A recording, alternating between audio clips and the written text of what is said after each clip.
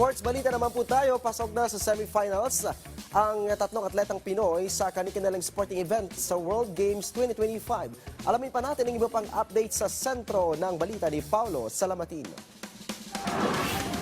Matagumpay na binuksan ng 2025 World Games noong ika-7 ng Agosto sa Chengdu, China sa pamamagitan ng isang makulay na seremonya na ginanap sa Tianfu International Convention Center kung saan ito na ang ika-12 edisyon ng palaro na tatagal hanggang ika-17 ng Agosto. Ito rin ang pinakamalaking delegasyon ng Pilipinas sa kasaysayan ng World Games na may 48 athletes sa 11 sports events kabilang ang wushu, muay thai, wakeboarding, billiards, dragon boat, floorball, jiu-jitsu, powerlifting, sambo, kickboxing at duathlon. Nangunguna sa Philippine delegation si Philippine Sports Commission Chairman Patrick Pato Gregorio at Philippine Chef de Mission and President ng Muay Thai Association of the Philippines na si Stephen Arapok. Habang narito rin ang mga flag bearers ng bansa na sina Agatha Wong ng wushu at Rafael Trinidad ng wakeboarding. Kagabi tuluyan ang nagtapos ang kampanya ng 5-time Southeast Asian Games champion na si Wong sa Women's Wushu Taolu event matapos magtala ng kabuang score na 18.866 points na naglagay sa kanya sa ika-7 pwesto sa final rankings. Nagawa pang makabawi ni Agatha sa Taijijian event kung saan nagtala siya ng